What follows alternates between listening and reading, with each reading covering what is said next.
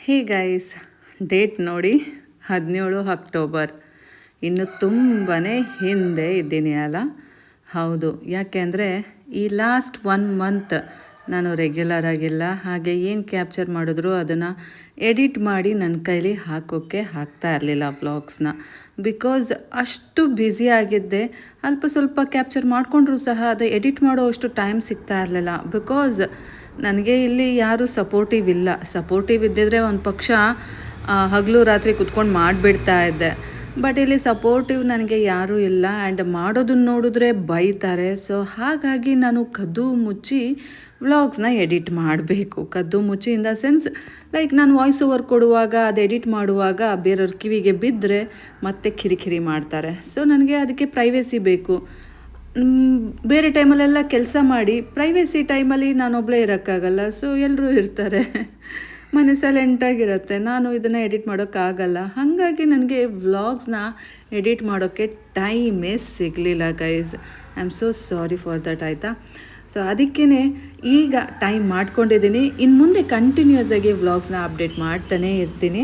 ಏನೇನು ಆಗ್ತಾಯಿದೆ, ನಾನು ಏನೇನು ಸ್ಟೆಪ್ಸ್ ತೊಗೋತಾ ಇದ್ದೀನಿ ಅಂತ, ನಾನು ಹೇಗೆ ಲೈಫ್ ಲೀಡ್ ಮಾಡ್ತಾ ಇದ್ದೀನಿ. ಇವನ್ ದೋ ಎಷ್ಟು ಡಿಪ್ರೆಷನ್ಸ್ ಆದ್ರೂ, ಎಷ್ಟು ಕುಗ್ಗಿದ್ರೂ ಮತ್ತೆ ಹೇಗೆ ನನಗೆ ನಾನೇ ಲೈಕ್ ಕನ್ಸೋಲ್ ಮಾಡಿಕೊಂಡು ಚಿಯರಪ್ ಮಾಡಿಕೊಂಡು ಮತ್ತೆ ನಾನು ಲೈಫ್ನ ಸ್ಟಾರ್ಟ್ ಮಾಡ್ತೀನಿ ಅನ್ನೋದ್ರ ಬಗ್ಗೆ ನೀವು ನನ್ನ ವ್ಲಾಗ್ಸಲ್ಲಿ ನೋಡ್ಬೋದು. ಸೊ ಬನ್ನಿ ಇವಾಗ ವ್ಲಾಗ್ನ ಸ್ಟಾರ್ಟ್ ಮಾಡೋಣ ಗೈಸ್. ಟೈಮು ಪಟ ಅಂತ ಹೋಗ್ತಾ ಇದೆ. ಏನು ಮಾಡಬೇಕು ಏನು ಬಿಡಬೇಕು ಅನ್ನೋದು ಗೊತ್ತಾಗ್ತಾ ಇಲ್ಲ. ಯಾಕಪ್ಪ ಅಂದರೆ ಇವತ್ತು ಅಕ್ಟೋಬರ್ 17 ಗೈಸ್. ಅಕ್ಟೋಬರ್ 17 ನನ್ನ ಮಗನ ಬರ್ಡೇ ಇದೆ ಗೈಸ್. ಅಕ್ಟೋಬರ್ 18ಕ್ಕೆ ಇದು ಯಾವಾಗ ಪೋಸ್ಟ್ ಮಾಡ್ತೀನೋ. ನನಗೆ ಈವನ್ ನಾನು ಕ್ಯಾಪ್ಚರ್ ಮಾಡಿರೋ ಅಂಥ ಕ್ಲಿಪ್ಪಿಂಗ್ಸ್ನ ಒಟ್ಟುಗೂಡಿಸಿ ಪೋಸ್ಟ್ ಮಾಡೋಕ್ಕೂ ಸಹ ಟೈಮ್ ಆಗ್ತಾಯಿಲ್ಲ. ಎಲ್ಲ ಪೆಂಡಿಂಗ್ ಬ್ಲಾಗ್ಸ್ನ ಪೋಸ್ಟ್ ಮಾಡ್ಕೊಂಡು ಬರ್ತಾ ಇದ್ದೀನಿ. ಈ ಪ್ರೆಸೆಂಟಿಂದ ಯಾವಾಗ ಪೋಸ್ಟ್ ಮಾಡೋದು ಗೈಸ್, ಹೌದಲ್ಲ. ಬಟ್ ಬಿಡಿ, ನಾನು ಹೇಗೋ ಮಾಡ್ಕೋತೀನಿ, ಮ್ಯಾನೇಜ್ ಮಾಡ್ತೀನಿ. ಸೊ ಈಗ ನಾನು 4 ಗಂಟೆಗೆ ಎದ್ದಿರೋದು ಗೈಸ್. ಇವತ್ತು 3:45 3:45 ಬಾತ್ರೂಮ್ಗೆಲ್ಲ ಹೋಗಿ ಬರೋ ಅಷ್ಟೊತ್ತಿಗೆ 4 ಗಂಟೆ ಆಗಿತ್ತು. ಆವಾಗ ಎದ್ದವಳು. ಈಗ 6 ಗಂಟೆ ಕೆಳಗಡೆ ಬಂದಿದ್ದೀನಿ. 2 hours ಅಕೌಂಟ್ಸ್ನೆಲ್ಲ ಮಾಡ್ಕೊಂಡು ಕೂತಿದ್ದೆ. ನಿದ್ದೆ ಬರಲಿಲ್ಲ ಗೈಸ್. ಅದಕ್ಕೋಸ್ಕರ ಆ ಟೆನ್ಷನ್ನು, ಎಕ್ಸ್ಪೆನ್ಸ್ ಹೈ ಹೋಗ್ತಾ ಇದೆ. ಬಟ್ ಇನ್ಕಮ್ ಅದೇ ರೀತಿ ಇರಬೇಕಲ್ಲ. ಸೊ ಟೆನ್ಷನ್ನು ಅದು ಮಾಡ್ತಾ ಇದ್ದೆ. ಆ್ಯಂಡ್ ಇವಾಗ ಬಟ್ಟೆ ನೆನೆಯೋಣ ಅಂತ ಬಂದಿದ್ದೀನಿ. ಇದೆಲ್ಲ ಯಾಕೆ ಹೇಳ್ತಾ ಇದ್ದೀನಿ ಅಂದರೆ ಇದ್ರ ಮಧ್ಯೆ ಇನ್ನೊಂದು ದೊಡ್ಡ ಟೆನ್ಷನ್ ಇದೆ. ಬಟ್ ಅದು ಟೆನ್ಷನ್ ಮಾಡ್ಕೊಳ್ಳೋ ವಿಷಯ ಅಲ್ಲ. ಬಟ್ ಈ ಮೂಮೆಂಟಲ್ಲಿ ನಂಗೆ ಟೆನ್ಷನ್ ಆಗ್ತಿದೆ. ನಾಳೆ ನನ್ನ ಮಗನ ಬರ್ಡೇ ಇದೆ. ಅವನಿಗೆ ಏನಂದ್ರೆ ಏನೂ ಮಾಡಿಲ್ಲ ಇನ್ನು. ಅವ್ನಿಗೊಂದು ಗಿಫ್ಟ್ ಒಂದು ತೆಗೆದು ಇಟ್ಟಿದ್ದೀನಿ ಬಿಟ್ಟರೆ ಮತ್ತಿನ್ನೇನೂ ಮಾಡಿಲ್ಲ. ಬಟ್ ಆ್ಯಕ್ಚುಲಿ ಆ ಗಿಫ್ಟ್ ಕಂಡ್ರೆ ಅವನಿಗೆ ವ್ಯಾಮೋಹ ಇಲ್ಲ, ಅವನಿಗೆ ಬೇಡ. ಬಟ್ ನನಗಿಷ್ಟ ಅಂದ್ಬಿಟ್ಟು ನಾನು ಮಾಡಿದ್ದೀನಿ. ಸೊ ಹೀಗಾಗಿದೆ. ಈ ಸಲ ಬ್ಯಾಂಗ್ಳೂರು ಹೋಗಲಿಲ್ಲ, ಬಟ್ಟೆ ತಕ್ಕೊಟ್ಟಿಲ್ಲ. ಆ್ಯಂಡ್ ಅವನಿಗೆ ಬೇಕಾಗಿರೋ ಅಪ್ಪಾಜಿ, ಅಮ್ಮ ಮತ್ತು ಏನದು ನಮ್ಮ ಅಕ್ಕನ ಫ್ಯಾಮಿಲಿ ಅವರೆಲ್ಲ ಇರಬೇಕು ಅವ್ನ ಬರ್ಡೇಗೆ ಅಂತ ಅವ್ನಿಗಿಷ್ಟ. ಆದರೆ ಅವ್ರು ಯಾರೂ ಬರ್ತಾಯಿಲ್ಲ. ಸೊ ಇದೆಲ್ಲ ಆಗಿ ಅವ್ನು ಫುಲ್ ಅಪ್ಸೆಟ್ ಆಗಿದ್ದಾನೆ. ಜೊತೆಗೆ ನನ್ನ ಬರ್ಡೇ ಬಗ್ಗೆ ನೀವು ಯಾರೂ ಥಿಂಕ್ ಮಾಡ್ತಾಯಿಲ್ಲ ಅಂತ ಒತ್ತಿ ನನಗೆ ಹೇಳ್ತಾನೆ. ಬಟ್ ನಾನು ಒಬ್ಬಳೇ ಏನಂತ ಮಾಡಲಿ. ಅವ್ರ ಪಪ್ಪ ನೋಡಿದ್ರೆ ಎನಿ ಟೈಮ್ ಕೆಲಸದಲ್ಲಿ ಬ್ಯುಸಿ ಇರ್ತಾನೆ. ಯಾವಾಗ ಏನು ಮಾತಾಡಬೇಕು ಅನ್ನೋದು ಗೊತ್ತಾಗಲ್ಲ. ಕಮ್ಯುನಿಕೇಷನ್ನೇ ದೊಡ್ಡ ಪ್ರಾಬ್ಲಮ್ ಆಗಿಬಿಟ್ಟಿದೆ. ಸೊ ಬಿಗ್ ಹೆಡ್ಡೇಕ್ ಆಗಿಬಿಟ್ಟಿದೆ.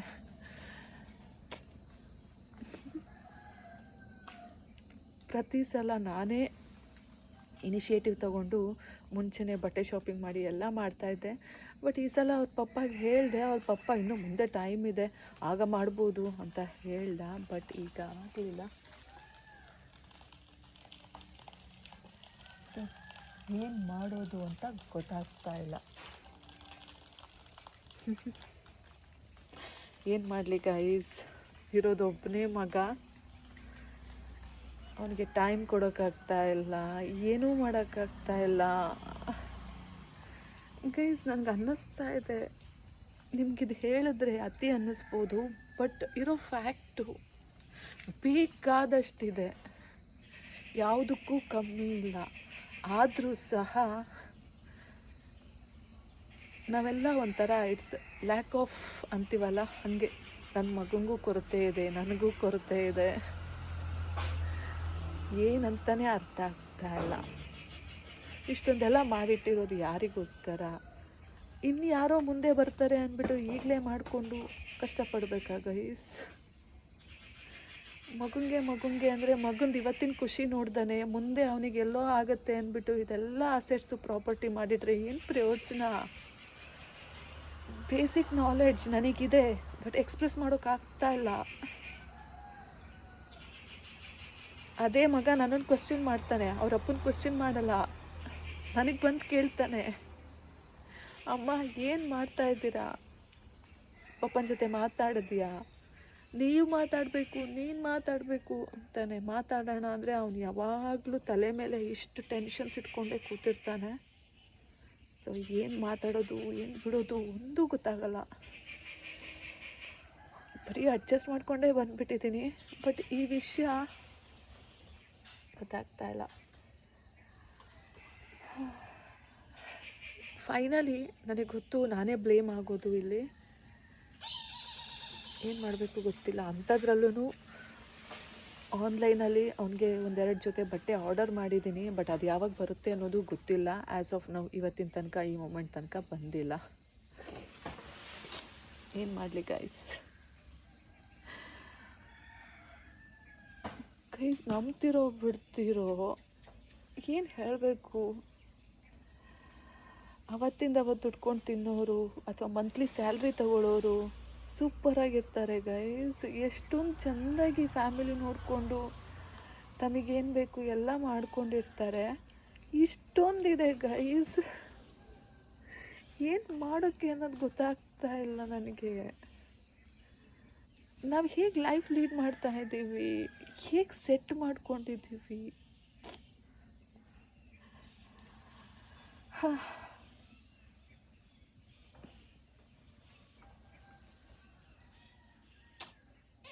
Question mark guys, question mark. ಯಾಕೆ ಈ ರೀತಿ ಆಗ್ತಿದೆ ಅನ್ನೋದೇ ಗೊತ್ತಾಗ್ತಾ ಇಲ್ಲ ನಿಜಕ್ಕೂ.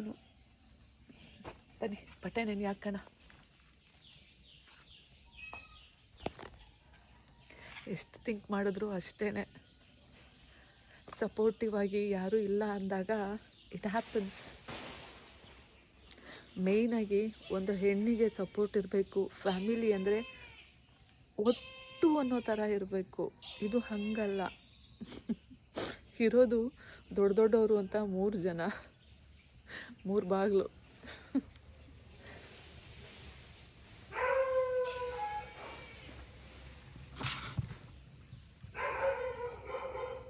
ಪಾಪ ಈ 3 ಜನದ ಮಧ್ಯ ಆ ಪುಟ್ಟು ಮಗು ನರಳಾಡ್ತಾ ಇದೆ. ಅದು ನನ್ನ ಕಣ್ಣಿಗೆ ಕಾಣಿಸ್ತಾ ಇದೆ, ಬಟ್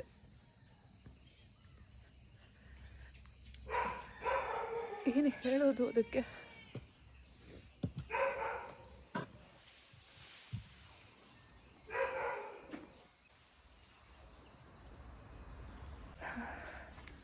ಇವತ್ತು ತಿಂಡಿ ಚಪಾತಿ ಮತ್ತು ಎಗ್ ಬುರ್ಜಿ ಮಾಡೋಣ ಅಂತ ಇದ್ದೀನಿ. ಸೊ ಎಗ್ ಬುರ್ಜಿಗೆ ಕರ್ಬೇವಿನ ಸೊಪ್ಪು ಇಟ್ಕೋತಾ ಇದ್ದೀನಿ. ಆ್ಯಂಡ್ ಮಧ್ಯಾಹ್ನ ಸಾರು ಏನು ಮಾಡೋದು, ಬೇಳೆ ಸಾರು ಮಾಡಿಬಿಡೋಣ ಅಲ್ಲ, ಅದಕ್ಕೂ ಸಹ ಕರ್ಬೇವಿನ ಸೊಪ್ಪು ತೊಗೊಂಡಿದ್ದೀನಿ.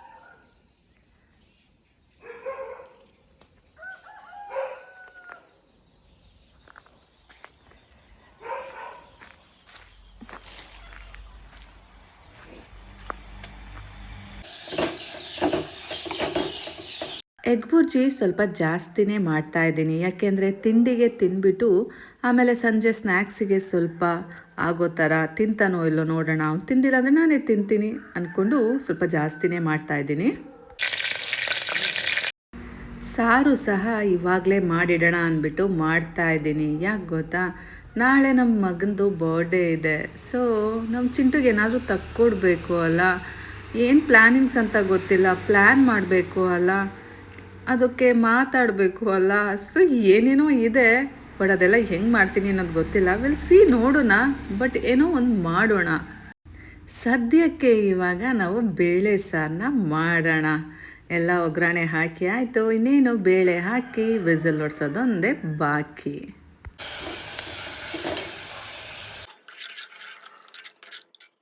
ನಿಮಗೆಲ್ಲ ಅನ್ನಿಸ್ಬೋದು ಆ್ಯಂಡ್ ಇದೇ ನಿಜ.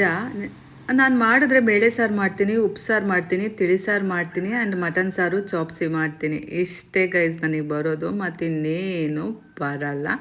ಅಪರೂಪಕ್ಕೆ ಏನದು ಒಡಿಕಾಲ್ ಪನ್ನೀರ್ ಕರಿ ಅದು ಇದು ಮಾಡ್ಬೋದು, ಬಿಟ್ಟರೆ ರೆಗ್ಯುಲರಾಗಿ ಮಾಡೋದು ಇಷ್ಟೇ. ನಿನ್ನೆ ಹೇಳಿದೆ ಅಲ್ಲ ನಿಮಗೆ ತರಕಾರಿ ಈರುಳ್ಳಿ ತಂದು ಬಯಸ್ಕೊಂಡಿದ್ದೆ ಅಂತ. ನೋಡಿ ಇದೇ ನಾನು ಫ್ರೆಶ್ ಈರುಳ್ಳಿ ವಾಪಸ್ ಅದನ್ನು ಎಕ್ಸ್ಚೇಂಜ್ ಮಾಡಿಕೊಂಡು ಆಮೇಲೆ ತೊಗೊಂಡು ಬಂದಿದ್ದು. ಮಿಕ್ಕಿದ ಐಟಮ್ಸ್ ಎಲ್ಲ ಸ್ವಲ್ಪ ತಂದು ಸ್ಟಾಕ್ ಇಟ್ಟಿದ್ದೀನಿ. ಬೆಳಗಿನ ಜಾವ ಬ್ರಾಹ್ಮಿ ಮುಹೂರ್ತದಲ್ಲಿ ಎದ್ದಿದ್ದೀನಿ 4 ಗಂಟೆ ಗೈಸ್. ಸೊ ಏನು ಮಾಡಬೇಕು ಅನ್ನೋದು ಗೊತ್ತಿಲ್ಲ. ಅಕೌಂಟ್ಸ್ ಎಲ್ಲ ಮಾಡಿಟ್ಟು ಮತ್ತು ಬಟ್ಟೆ ಅದು ಇದು ಅಂದ್ಕೊಂಡು ಎಲ್ಲ ಮಾಡಿ ತಲೆಗೆ ಒಂದಿಷ್ಟು ಹುಳ ಬಿಟ್ಕೊಂಡು ಏನು ಮಾಡೋದು ಅಂತ ಯೋಚನೆ ಮಾಡಿಕೊಂಡು ಈ ಗ್ಯಾಪಲ್ಲಿ ಕಾಫಿನಾದರೂ ಮಾಡ್ಕೊಂಡು ಕುಡಿಯೋಣ ಅಂದ್ಬಿಟ್ಟು ಕುಡಿತಾ ಇದ್ದೀನಿ. ಬಿಸಿ ಬಿಸಿ ಸ್ಟ್ರಾಂಗ್ ಕಾಫಿ. ಸೊ ನಂದೇನೋ ಆಯಿತು. ಈಗ ನನ್ನ ಮಗನ ಎದ್ದೋಳಿಸ್ಬೇಕಲ್ಲ, ಅವ್ನು ಸ್ಕೂಲ್ಗೆ ಹೋಗ್ಬೇಕಲ್ಲ, ಅದಕ್ಕೂ ಮುಂಚೆ ನೀರು ಕೊಡಬೇಕಲ್ಲ. ಸೊ ಅವನಿಗೆ ನೀರು ಕೊಟ್ಬಿಟ್ಟು ನಮ್ಮ ಚಿಂಟುನ ಎದ್ದೋಳ್ಸೋಣ ಅಂತ ಬಂದಿದ್ದೀನಿ. ಗೈಸ್, ಚಿಂಟುದು ಸ್ನಾನ ಆಯಿತು, ತಿಂಡಿ ಆಯಿತು, ಎಲ್ಲ ಆಯಿತು. ಇವಾಗ ಸ್ಕೂಲಿಗೆ ಬಿಡೋಕ್ಕೆ ಹೋಗಬೇಕು ಅಂದರೆ ನನಗೆ ದುಪ್ಪಟ ಬೇಕು ಕವರ್ ಮಾಡ್ಕೊಳ್ಳೋಕ್ಕೆ. ಸೊ ಅದನ್ನು ತೊಗೊಂಡು ಹೋಗೋಣ ಅಂದ್ಬಿಟ್ಟು ಮೇಲ್ಗಡೆ ಬಂದೆ. ಅಷ್ಟರಲ್ಲಿ ನಿಮಗೆ ಒಂದು ಹಾಯ್ ಮಾಡ್ತಾ ಇದ್ದೀನಿ. ಎಲ್ರಿಗೂ ಹಾಯ್.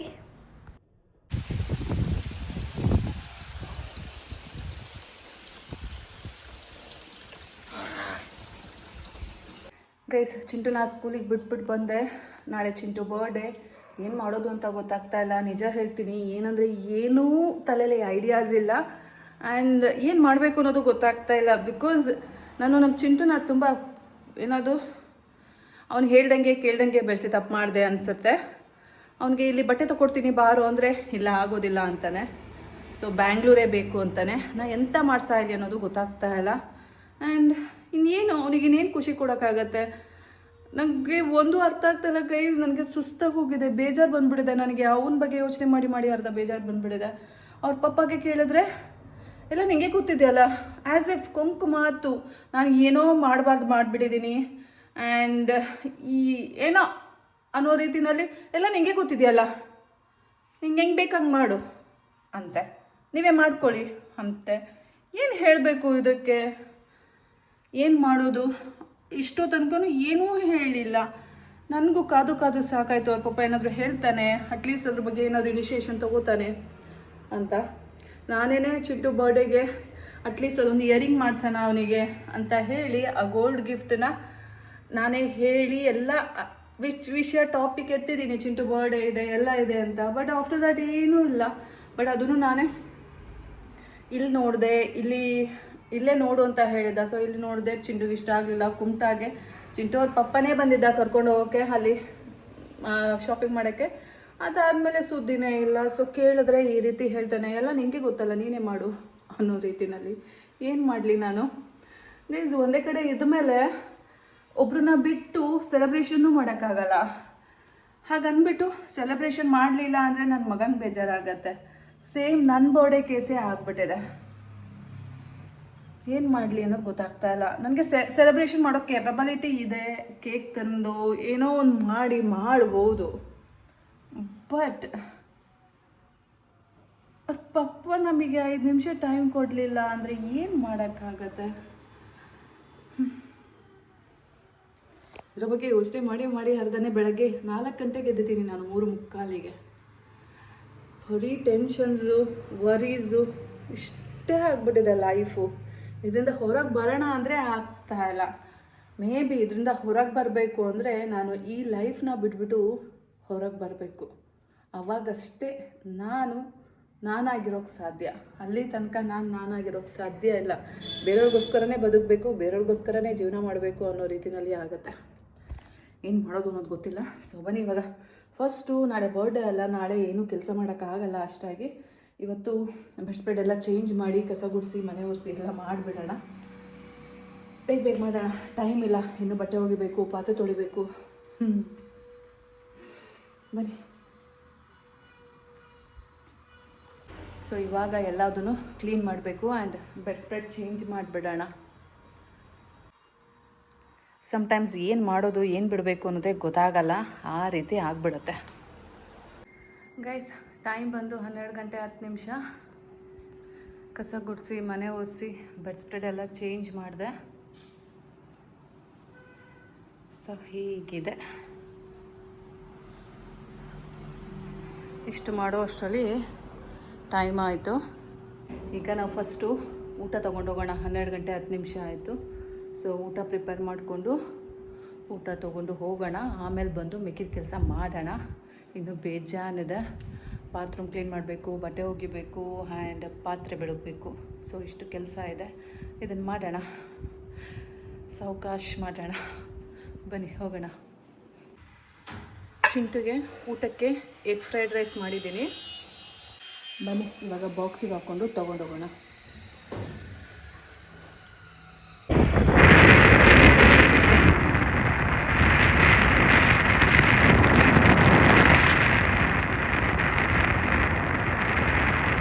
ನಾ ಹೋಗೋ ಜಾಗದಲ್ಲಿ ಮತ್ತೊಂದೇನಾದರೂ ಕೆಲಸ ಮಾಡೋದಿದ್ರೆ ಅದನ್ನು ಸಹ ಮಾಡ್ಕೊಂಡು ಬರ್ತೀನಿ. ಆ್ಯಕ್ಚುಲಿ ಐರನ್ ಬಟ್ಟೆ ಕೊಡೋದಿತ್ತು ಚಿಂಟು ಅವ್ರ ಪಪ್ಪಂದು. ಸೊ ಅದನ್ನು ಸಹ ಇವಾಗ ಕೊಟ್ಟು ಆಮೇಲೆ ಸ್ಕೂಲ್ ಹತ್ರ ಹೋಗ್ತೀನಿ. ಆನ್ ದ ವೇನೇ ಇರೋದು.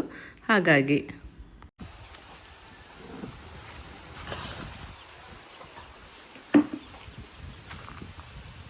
ಇವತ್ತು ಸ್ವಲ್ಪ ಗಾಳಿ ಜಾಸ್ತಿ ಇದೆ ಆ್ಯಂಡ್ ಸ್ವಲ್ಪ ಬಿಸಿಲು ಸಹ ಬಂದಿದೆ. ಹಾಗಾಗಿ ನೋಡಿ ಬಟ್ಟೆ ಹಾರಾಡ್ತಾ ಇದೆ. ಬನ್ನಿ ಬಟ್ಟೆ ಒಗ್ದಾಯಿತು. ಇವಾಗ ಚಿಂಟುನ ಕರ್ಕೊಂಬರಕ್ಕೆ ಹೋಗೋಣ. ಹಾಗೆ ಸ್ವಲ್ಪ ಸಾಮಾನು ತರೋದಿದೆ, ತೊಗೊಬರೋಣ. ಗೈಸ್, ಈಗ ತೊಗೊಂಡಿರೋದು ನಮ್ಮ ರೆಸಾರ್ಟ್ಗೆ ಸಾಮಾನು. ಪ್ರತಿಯೊಂದು ನಾವು ಕ್ವಾಲಿಟಿ ಇರೋ ಅಂಥ ಪ್ರಾಡಕ್ಟ್ಸ್ನೇ ಯೂಸ್ ಮಾಡೋದು. ಎವರೆಸ್ಟ್ ಮಸಾಲಾಸು, ನಂದಿನಿ ಗೀ ಇರ್ಬೋದು, ನಂದಿನಿ ಪ್ರಾಡಕ್ಟ್ಸ್, ಅಮೂಲ್ ಅಲ್ಲ, ನಂದಿನಿ ಪನ್ನೀರು, ನಂದಿನಿ ಬಟರು. ಸೊ ಇಂಥದ್ದೇ ನಾವು ಯೂಸ್ ಮಾಡೋ ಅಂಥದ್ದು.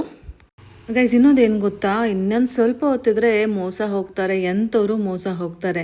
ಒಂದು ಕಾಲ್ ಬರುತ್ತೆ, ಲೈಕ್ ರೂಮ್ಸ್ ಇದೆಯಾ ಅಂತ. ಹಾಂ ಇದೆ ಅಂತ ಹೇಳ್ತೀವಿ. ಆವಾಗ ಅವರು ಏನದು ಇದೆ, ಯಾವ ನಂಬರಿಗೆ ಮಾಡಬೇಕು ಅಂತಾರೆ. ನಾವು ನಂಬರ್ ಕೊಟ್ಟರೆ ಸೊ ನೋಡಿ ₹1 ಕ್ರೆಡಿಟ್ ಆಗಿದೆ, ಬಂದಿದೆಯಾ ಇಲ್ಲ ಅಂತ ನೋಡಿ ಅಂತಾರೆ. ಮೆಸೇಜ್ ಬಂದಿದೆಯಾ ಅಂತ. ಹೌದು, ಮೆಸೇಜ್ ಪಾಪಪ್ ಆಗುತ್ತೆ ₹1 ಬಂತು ಅಂತ. ದೆನ್ ಆವಾಗ ಅವರು ಮಾಡ್ತೀನಿ ಅಂದ್ಬಿಟ್ಟು ಮತ್ತೆ ರೂಮ್ ರೆಂಟ್ನ ಮಾಡ್ತೀವಿ ಅಂದ್ಬಿಟ್ಟು ಕೇಳ್ಕೊಂಡು ಮಾಡ್ತಾರೆ. 10,000 ಮಾಡಿಬಿಟ್ಟಿದ್ದೀನಿ, ಲೈಕ್ ಮತ್ತೆ ವಾಪಸ್ ಅದನ್ನು ರೀಫಂಡ್ ಮಾಡಿಬಿಡಿ ಮಿಕ್ಕಿದ್ದು ಅಮೌಂಟನ್ನು ಅಂತ ಹೇಳ್ತಾರೆ. ಸೊ ಇದು ಯಾಕಾಗತ್ತೆ ಗೊತ್ತಾ, ಅವರು ಆ್ಯಕ್ಚುಲಿ ಅಮೌಂಟು ನಮಗೆ ಬ್ಯಾಂಕ್ಗೆ ಕ್ರೆಡಿಟ್ ಆಗಿರೋದಿಲ್ಲ. ಅದು ಇನ್ಸ್ಟೆಡ್ ಆಫ್ ದಟ್ ಆ ರೀತಿ ಕ್ರೆಡಿಟ್ ಆಗಿದೆ ಅನ್ನೋ ಮೆಸೇಜ್ನ ಸಿಮ್ ಮೆಸೇಜಲ್ಲಿ ಅದು ಬರೋ ಥರ ಮಾಡ್ತಾರೆ ಗೊತ್ತಾ. ಈ ಥರ ಸ್ಕ್ಯಾಮ್ ಕಾಲ್ನ ನಾನು ರಿಸೀವ್ ಮಾಡಿದ್ದು ಇದು 2ನೇ ಸಲ. ಯಾವಾಗಪ್ಪ ಅಂದರೆ ಲಾಸ್ಟ್ ಇಯರ್ ಇದೇ ರೀತಿ ಮಾಡಿದರು ಮತ್ತು ಈಗ ಮಾಡಿದ್ದಾರೆ. ಬಟ್ ನಾನು ಹುಷಾರಿದ್ದೀನಿ ಅಲ್ಲ, ನನಗೆ ಅವಾಗ ಮಾಡಿದಾಗಲೇ ಗೊತ್ತಾಯಿತು. ಫಸ್ಟ್ ಟೈಮ್ ಸ್ವಲ್ಪ ಯಾಮಾರಿದ್ದೆ. 1,000 ಏನದು ₹1 ಬಂದಿದೆ ಮತ್ತು ರಿಮೈನಿಂಗ್ 10,000 ಹಾಕಿದ್ದೀನಿ. ಸೊ ನಿಮ್ಮ ರೂಮ್ ರೆಂಟ್ ಕಟ್ ಮಾಡ್ಕೊಂಡು ಮಿಕ್ಕಿದ್ದು ಹಾಕಿ ಅಂದಾಗ ನಾನು ಇನ್ನೇನು ಹಾಕ್ಬಿಡೋಳಿದ್ದೆ. ಆವಾಗ ಒಂದು ಸಲ ಬ್ಯಾಂಕ್ ಅಕೌಂಟ್ ಚೆಕ್ ಮಾಡೋಣ ಅಂತ ಮಾಡಿದಾಗ ಅಮೌಂಟ್ ಕ್ರೆಡಿಟ್ ಆಗಿರಲಿಲ್ಲ. ಅದು ಆಮೇಲೆ ನೋಡಿದ್ರೆ ಅದು ಜಸ್ಟ್ ಟೆಕ್ಸ್ಟ್ ಮೆಸೇಜ್ ಆಗಿತ್ತು. ಸೊ ಈ ರೀತಿ ಮತ್ತೆ ನನಗೆ ಅವರು ಮೋಸ ಮಾಡೋಕ್ಕಾಗಲ್ಲ. ಇದು ಸೆಕೆಂಡ್ ಟೈಮ್ ನೋಡಿ ಇದೇ ರೀತಿ ಮೋಸ ಹೋಗೋದು. ಅಲ್ಲಿ ನಂಬರ್ ಕಾಣಿಸ್ತಾ ಇದೆಯಲ್ಲ, 7849961645, ಇದೇ ನಂಬರಿಂದ ನನಗೆ ಕಾಲ್ ಬಂದಿದ್ದು. ಹಾಗೆ ನೋಡಿ ಕ್ರೆಡಿಟ್ ಆಗಿದೆ ಅಂತ ಅದು ಯಾವುದೋ ಒಂದು ಬ್ಯಾಂಕಿಂದ ಬರೋದಿಲ್ಲ, ಅವ್ರ ಮೆಸೇಜಿಂದನೇ ಬರುತ್ತೆ. ಸೊ ನಮಗೆ ಅದು ಸಡನ್ನಾಗಿ ಗೊತ್ತಾಗಲ್ಲ, ಬಿಕಾಸ್ ನಮಗೆ ಸ್ಕ್ರೀನಲ್ಲಿ ಪಾಪಪ್ ಆಗುತ್ತೆ ಫಸ್ಟ್. ಅದನ್ನು ಅವರು ಸಡನ್ನಾಗಿ ಆ ಮೊಮೆಂಟೇ ನೋಡಿ ಪಾಪಪ್ ಆಯ್ತಲ್ಲ, ದುಡ್ಡು ಬಂತಲ್ಲ ಅಂತ ಹೇಳ್ತಾರೆ. ಸೊ ಈ ರೀತಿ ಮೋಸ ಹೋಗೋದು ತುಂಬ ಇರುತ್ತೆ. ಯಾರು ಮೋಸ ಹೋಗಬೇಡಿ ಆ್ಯಂಡ್ ಯಾರು ಸಹ ಇದಕ್ಕೆ ಎಂಟರ್ಟೈನ್ ಮಾಡಬೇಡಿ. ಗೈಸ್, ಇವತ್ತಿನ ವ್ಲಾಗ್ ಇಷ್ಟೇ. ಬೆಳಗ್ಗೆಯಿಂದ ಸಾಕಾಗಿ ಹೋಗಿದೆ. ಈಗ ಫ್ರೆಶ್ ಅಪ್ ಆಗಿ ಬೇರೆ ಕೆಲಸಗಳನ್ನ ನೋಡಬೇಕು. ನಾನು ನಿಮಗೆ ಮತ್ತೆ ಸಿಗ್ತೀನಿ ಮುಂದಿನ ವ್ಲಾಗಲ್ಲಿ. ಅಲ್ಲಿ ತನಕ take care, bye bye, love you all guys.